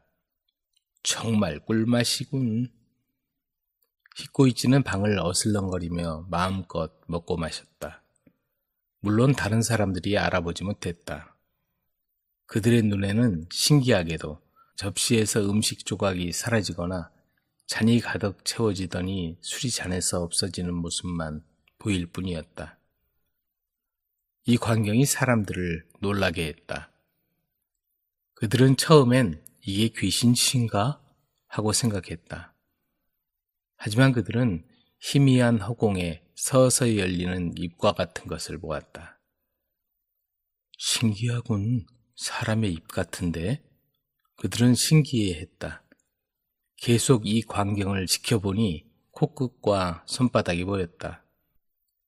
히코이치는 먹고 마시는데 정신이 팔려서 몸에서 재가 지워지고 있다는 것을 알아채지 못하고 있었다. 잔치에 참석한 사람들은 이것이 귀신이 아니라고 확신했다. 이건 분명히 사람이 장난치는 거야. 그들은 모두 이렇게 생각하고 그를 잡을 계획을 짰다. 히코이치는 자신의 몸이 조금씩 보인다는 것을 모른 채 계속 하고 싶은 대로 했다. 사람들은 서서히 그를 애워싸면서 아무것도 보이지 않는 척하다가 순식간에 몸에 물을 부어버렸다. 당연히 히코이치가 바보처럼 거기에 앉아 있었다. 그래, 역시 너였어. 부끄러운 줄 알아라. 그렇게 발가벗고 돌아다니다니. 이젠 가게 해줄 테니까 가서 옷이나 입어. 모두 큰 소리로 웃으며 히코이치를 집 밖으로 쫓아내버렸다. 히코이치는 알몸으로 집으로 돌아가야 했다. 하지만 여전히 궁금했다. 어떻게 된 일이지? 어떻게 내가 거기에 있다는 걸 알았지? 100번의 키스. 오래전 아주 작은 왕국에 왕자가 있었다. 그 왕자는 결혼할 나이가 되었다. 그가 작은 왕국의 왕자라 넓은 영토를 가진 이웃 왕의 딸에게 청혼한다면 매우 뻔뻔스럽다는 소리를 들을 것이다. 그래도 그는 그렇게 했다. 그의 이름은 이미 먼 곳까지 알려져 있었다. 그가 손을 내밀면 고마워요, 받아들이죠 라고 답하며 달려올 공주가 수백 명은 될 것이다. 왕자는 아버지가 돌아가시자 장미나무를 심었다. 세상에서 가장 아름다워 보이는 장미였다. 장미나무는 5년마다 봉오리를 맺었는데 꽃은 단 한 송이만 피었다. 하지만 그 향기가 너무나 그윽해서 누구든 그 향기에 모든 슬픔과 걱정이 다 잊힐 정도였다. 또 왕자에게는 나이팅게일이 있었다. 마치 작은 부리 안에 감미로운 곡조를 담은 어떤 상자가 든 듯 언제나 즐거운 곡조로 귀를 즐겁게 해주었다. 왕자는 큰 은상자에 장미꽃과 나이팅게일을 정성스럽게 싸서 공주에게 보냈다. 왕은 그 상자를 큰 연회장으로 가져가게 했다. 그곳에서 공주가 시녀들과 함께 카드놀이를 하고 있었다. 그들은 언제나 그 놀이만 했다. 공주는 선물로 상자가 들어오자 손뼉치며 기뻐했다. 이 안에 새끼 고양이가 있으면 좋겠다. 공주는 상자에서 아름다운 장미꽃을 꺼냈다. 정말 예쁘게 했구나. 시녀들이 모두 입모아 말했다. 예쁘다는 말로 표현이 부족하구나. 정말 사람의 마음을 끄는구나. 왕이 말했다. 그러나 공주가 손을 대보더니 울 것만 같았다. 아빠, 이건 만든 게 아니잖아요. 진짜 꽃이네요. 저게 진짜라네. 시녀들도 입모아 비웃었다. 언짢아 하지 말고 상자에 또 뭐가 있는지 보자. 왕이 말했다. 곧 나이팅게일이 나오더니 즐겁게 노래했다. 그 소리에 누구도 나이팅게일에 대해 불평하지 못했다. 멋져요. 매혹적이야. 시녀들이 외쳤다. 저 새소리를 들으니 돌아가신 왕비께서 가지고 계시던 자동 반죽이 생각이 납니다. 늙은 기사가 옆에서 말했다. 정말 그렇소. 왕은 마치 어린아이처럼 울었다. 전 그래도 이 새가 진짜가 아니면 좋겠어요. 공주가 말했다.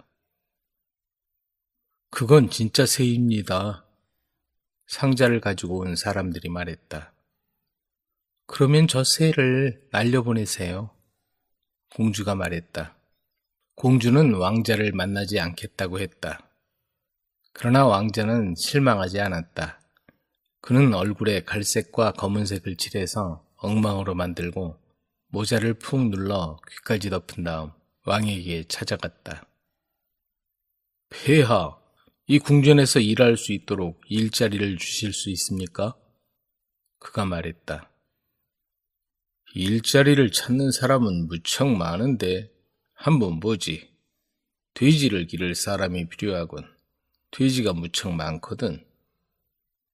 그래서 왕자는 왕실의 돼지를 돌보는 사람으로 일하게 되었다. 그는 돼지우리 옆에 붙은 지저분하고 작은 방을 썼다. 그곳에서 온종일 앉아 뭔가 만들며 일하고 있었다. 저녁 때가 되자 예쁘고 작은 스튜 냄비가 그의 손에 들려 있었다. 온종일 그것을 만든 것이었다. 냄비 둘레로 작은 종이 달려 있었다. 냄비가 끓으면 종들이 울리면서 예로부터 전해 내려오는 곡조에 따라 흥겹게 노래하는 듯 했다. 아, 사랑스러운 아우구스틴, 모든 것이 사라졌어요. 다 가버렸어요. 사라졌어요. 그런데 더 신기한 것은 그 냄비에서 우러는 김에 손가락을 대어 맡아보면 그 도시 모든 집 화덕에서 끓고 있는 음식 냄새를 다 알 수 있다는 것이다. 이건 정말 장미꽃과는 상당히 다른 특색을 지닌 것이었다. 공주가 우연히 그 주위를 거닐다가 들려오는 곡조에 발을 멈추고 귀 기울였다. 점점 기분이 좋아졌다. 그녀가 아는 곡조였다. 아니, 그녀가 아는 유일한 곡이었기에 반가워하며 연주하는 듯 곡조에 따라 손가락을 움직였다. 아니, 저 곡은? 돼지 돌보는 사람이 저런 곡을 알고 있다니 교육을 잘 받은 사람인 것 같아. 여기 불러서 악기를 얼마에 팔지 물어봐야지. 그래서 한 시녀가 왕자에게 달려갔다. 그러나 처음에 흥정이 잘 되지 않았다. 이 냄비를 파는 대신 뭘 원합니까? 시녀가 물었다. 공주님의 키스를 10번 받아야겠네요. 이런, 안 된다면 팔 수 없지요. 그래, 그 사람이 뭐라고 해? 공주가 물었다. 차마 말을 못하겠어요. 정말 끔찍해요. 시녀가 말했다. 그러면 귓속말로 해. 그래서 속삭여 말해주었다. 물에 앉아잖아. 공주는 화를 내며 다시 걷기 시작했다. 그러나 조금간이 다시 경쾌한 종소리가 들렸다. 아, 사랑스러운 아우구스틴, 모든 것이 사라졌어요. 다 가버렸어요. 사라졌어요. 잠깐, 가서 혹시 시녀의 키스는 안 되는지 물어봐. 공주가 말했다. 당연히 안 됩니다. 공주님에게서 직접 키스를 받지 못하면 냄비는 여기 그냥 두시오. 이도저도 안 된다고 하는군. 여기 내 앞을 막고 서서 아무도 우리를 보지 못하도록 해. 공주가 말했다. 시녀들이 공주 앞에 서서 가운을 들어 그들을 가려주었다. 그러자 공주는 키스를 10번 하더니 곧장 냄비를 집어왔다. 이렇게 재미있을 수가. 냄비는 밤새 끓었다. 다음 날도 온종일 끓어올랐다. 궁중 고관에서부터 구두 수성궁에 이르기까지 그 도시 각 집에서 어떤 요리를 하는지 완전히 다 파악할 정도가 되었다. 시녀들도 즐거워하며 춤추었다. 누가 수프를 먹고 누가 저녁에 팬케이크를 먹는지, 누가 커틀릿을 먹는지 알 수 있다니 정말 재밌네. 정말 재미있어요. 궁전 관리인의 아내가 말했다. 하지만 비밀이에요. 난 왕의 딸이잖아요. 아이쿠, 조심해야지. 돼지 돌보는 사람, 말하자면 왕자는 단 하루도 특이한 일을 하지 않고는 넘어가는 법이 없었다. 누구나 그가 하찮은 돼지 돌보는 일이나 하는 사람이라는 것 외에는 아무것도 몰랐다.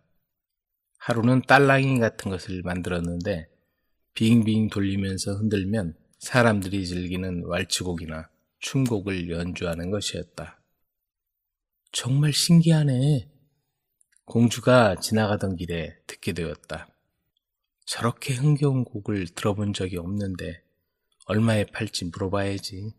하지만 키스를 해달라면 다시는 하지 않을 거야. 그는 공주님께서 키스해야 한다고 합니다. 물어보러 갔던 시녀의 말이었다.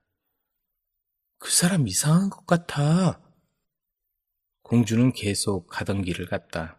그러나 다시 멈추었다. 예술은 지원해주는 사람이 있어야 해. 난 왕의 딸이잖아? 어제 그랬듯이 나한테서는 10번만 키스받고 나머지는 시녀들한테서 받으라고 해야지. 저희는 그러고 싶지 않습니다. 시녀들의 말이었다. 뭘 그렇게 불평하는 거야? 내가 그 사람에게 키스할 수 있다면 너희도 분명히 할 수 있어. 기억해. 내가 너희에게 음식과 급료를 주잖아. 공주가 말했다.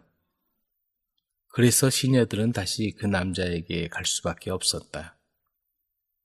공주에게서 100번, 그게 아니면 팔 수 없습니다. 원을 그리고 우리를 둘러싸고 서. 공주의 말이었다. 시녀들은 모두 키스가 끝날 때까지 원을 그리고 서서 그들을 숨겨주었다. 돼지우리 근처에 저렇게 사람들이 많이 모여있는 이유가 뭔가?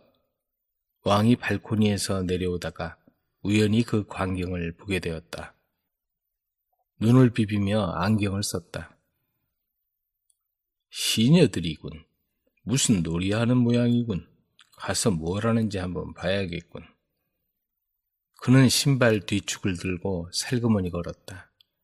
신발 소리를 죽여야 했기에. 왕은 서둘러 그곳으로 다가가고 있었다. 뜰에 오르자 몸을 아주 가볍게 움직였다. 시녀들은 키스 숫자 세느라 정신이 없었기에 그가 다가오는 것을 전혀 느끼지 못했다. 그는 뒤축을 들고 멈추었다. 이게 다 뭔가? 원 안에서 벌어지는 광경을 본 왕이 놀라서 물었다. 그는 신발을 벗어 공주를 한 대 쳤다. 돼지 돌보는 남자는 지금 막 86번째 키스를 받는 중이었다. 떨어져! 왕이 소리질렀다. 화가 잔뜩 나 있었다. 공주와 왕자는 즉각 그 도시 밖으로 쫓겨났다. 공주는 서서 하염없이 울었다. 돼지 돌보는 사람 탓을 하면서. 무정한 비는 사정없이 퍼붓고 있었다. 내가 이렇게 비참한 꼴이 되다니. 그 잘생긴 젊은 왕자와 결혼했더라면 지금 이 불행한 꼴은 당하지 않았을 텐데. 공주가 말했다. 그러자 돼지 돌보는 사람이 나무 뒤로 가서 얼굴에 묻은 것들을 지우고 지저분한 옷은 벗어던지고 왕자의 옷을 입고 나타났다. 그의 모습에 기품이 넘쳐 공주가 그 앞에서 고개를 숙이지 않을 수 없었다. 난 당신의 오만함을 꺾어주려고 왔습니다. 당신은 결코 고귀한 왕자를 얻지 못할 거요. 장미꽃도 나이팅게일도 받을 수 없을 거요. 그 장난감 하나 얻으려고 돼지 돌보는 사람에게 키스할 생각까지도 하더군요. 이제는 당신은 그 대가를 치를 것이요. 그는 자기의 왕국으로 돌아가더니 공주의 면전에서 문을 닫아버렸다. 공주는 아마 이런 노래를 불렀을 것이다. 아, 사랑스러운 아우구스틴, 모든 것이 사라졌어요. 다 가버렸어요. 사라졌어요. 서리의 거인. 북쪽 끝에 요튼헤임이라는 거인의 나라가 있었는데 거기에는 서리의 거인이라는 거인들이 있었다. 그 거인은 북쪽 끝에 가까운 빙산에 숨어서 살았다. 거인의 나이가 얼마나 되는지 아무도 아는 사람이 없었지만 아마 3000살이나 4000살쯤 되었을 것이다. 서리의 거인은 키가 무척 크고 멍청했다. 그건 아마도 그가 얼마나 멍청한지 비하하는 말이다.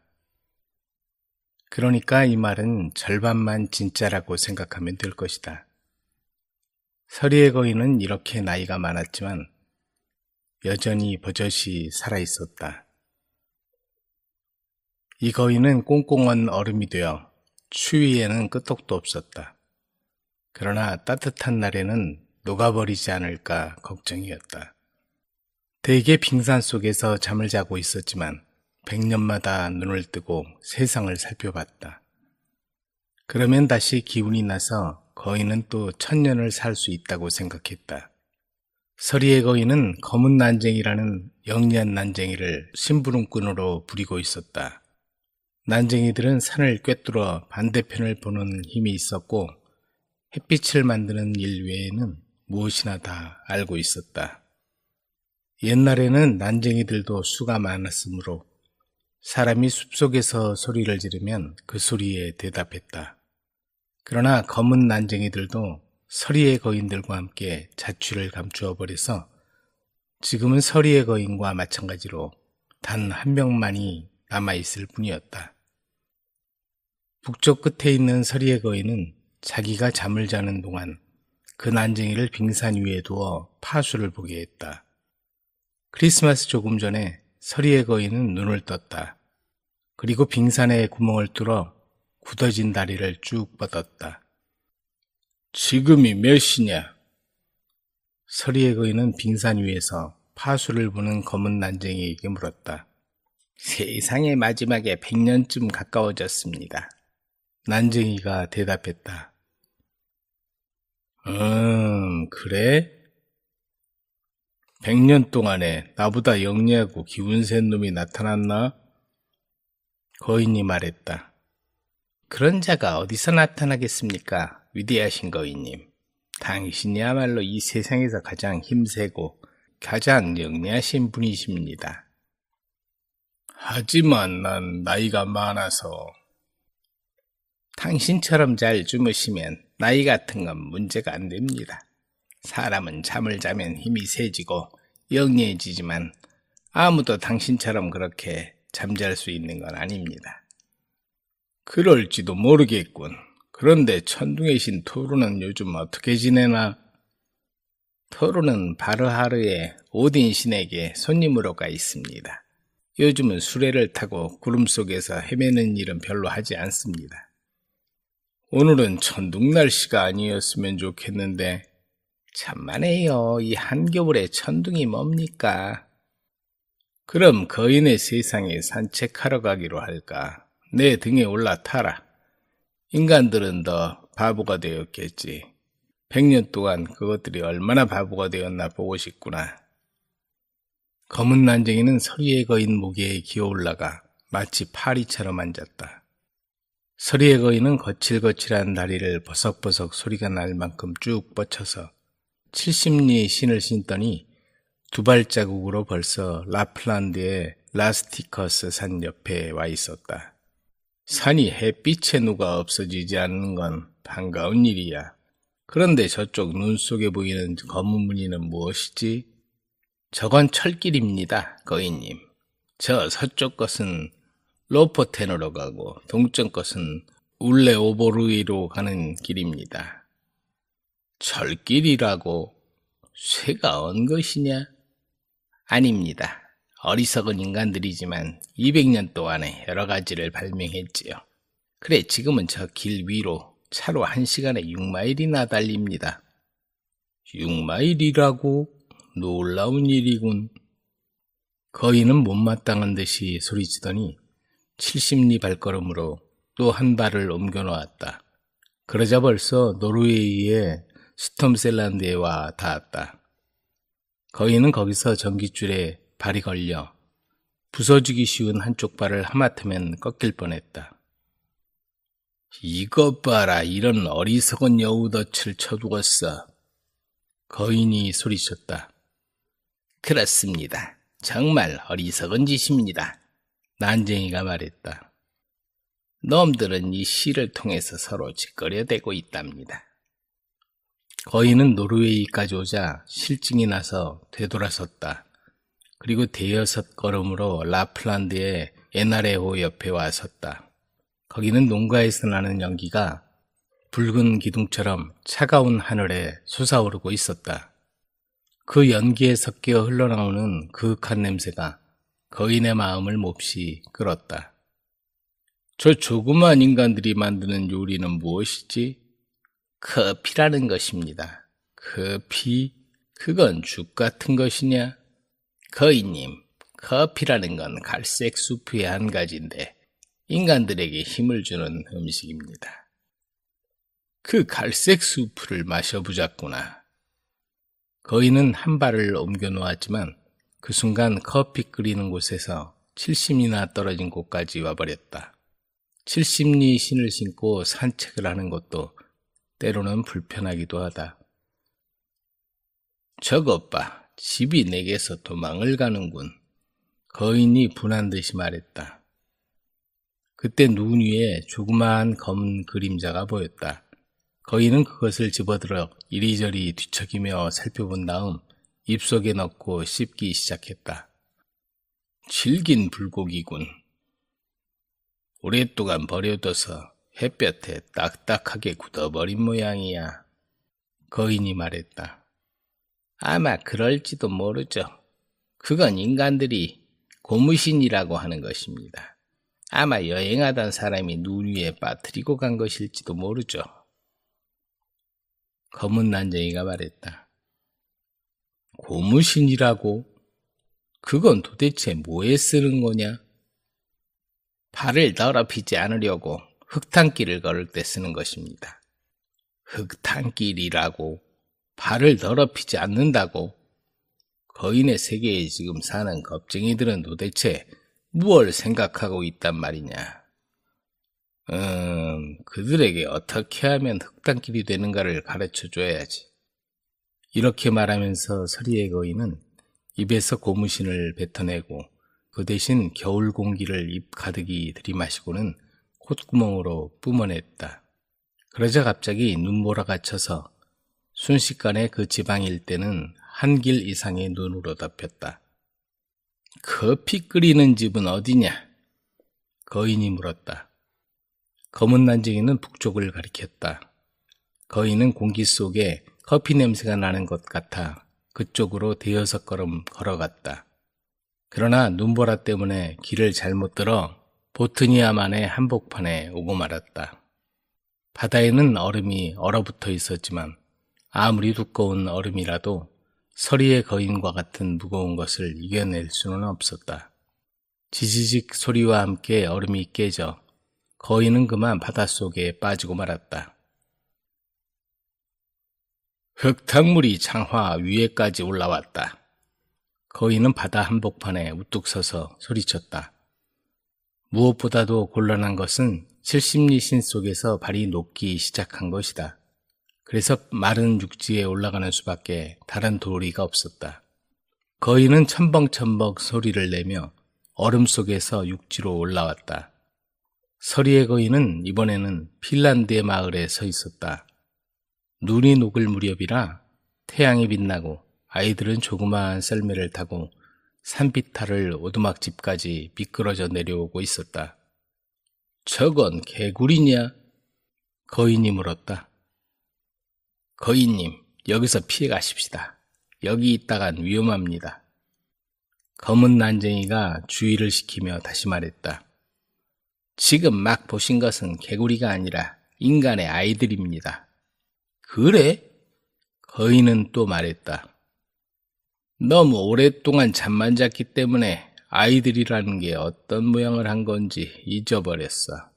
이 이상한 모양을 한 벌레가 어떻게 생겼나 보는 것도 재미있군. 그러면서 거인은 긴 팔을 뻗쳐 한 아이의 머리카락을 움켜잡아 조심스럽게 집어올렸다. 다른 아이들은 거인을 보자 소리를 지르면서 도망치기 시작했다. 서리의 거인은 신기한 듯이 그 아이를 살펴보았다. 아이는 10살쯤 되어 보이는 아이로서 마테 프링크라고 했다. 그리고 무척 씩씩한 아이였다. 그 아이는 심장이 목까지 뛰어오를 만큼 놀랐다. 그러나 울지도 않고 우악스러운 거인을 뚫어지게 보고 있었다. 너희들이 차를 타고 1시간에 6마일이나 달리거나 여우덧치로 짓거려대는 아이들이군. 참 가련한 조무래기들이야. 너희들은 영리하다고 생각하고 있나? 하지만 내가 누구라는 건 모르겠지. 나는 세상에서 가장 영리한 사나이야. 서리의 거인이 말했다. 그렇게 뽐낸다면 영리하다는 증거를 보여줘요. 마테 프링크가 대답했다. 거인이 뽐내는 걸 보니 분한 생각이 났던 것이다. 증거를 보이라고? 그건 무슨 말이냐? 당신이 나한테 수수께끼 3문제를 내고 나도 당신에게 3문제를 낼 겁니다. 당신이 내 수수께끼를 풀면 그러면 난 너를 먹어버릴 테다. 거인은 마테 프링크의 얘기를 가로막고 말했다. 좋아요. 그리고 내가 당신 수수께끼를 풀면 난 당신을 먹어버릴 거예요. 마테는 말했다. 그거 참 재미있는 일이라 생각한 거인은 이 용감한 꼬마 사내아이가 마음에 쏙 들었다. 그래서 사내아이를 눈 위에 거꾸로 놓았다. 마테는 팔짝 뛰어 일어서서 시작할까요? 하고 씩씩하게 말했다. 안 됩니다, 거인님. 난쟁이가 속삭였다. 속아 넘어가시면 안 됩니다. 거인님은 세상에서 가장 영리한 분이지만 가장 영리한 분이라도 어리석은 인간의 어린아이에게 속아 넘어가는 수가 있는 것입니다. 닥쳐. 내가 이 꼬마를 먹는 장면을 너에게 보여주겠다. 나는 배가 몹시 고프다. 수수께끼는 3가지랬지. 그럼 첫 번째 수수께끼다. 너는 그렇지만 내게는 그렇지 않은 것은 뭐냐? 서리의 거인이 소리쳤다. 나이가 10살이라는 것입니다. 마테는 대답했다. 맞았다. 그럼 나는 그렇지만 내게는 그렇지 않은 건 뭐냐? 그건 바보라는 것이다. 하고 마테는 말하고 싶지만 영리한 아이라 이렇게 대답했다. 1000년이란 나이를 먹었다는 것입니다. 그것도 맞았어. 그럼 잘 들어. 거인은 이번엔 자기가 이길 거로 생각하면서 이렇게 말했다. 나도 그렇지가 않고 너도 그렇지 않은 건 무엇이냐? 악어. 마테가 말했다. 악어라고. 그게 무슨 소리지? 그럼 들쥐입니다. 그 편이 잘 알겠으면. 들쥐? 그것도 맞았어. 거인은 어처구니 없다는 듯 말했다. 이번은 내 차례다.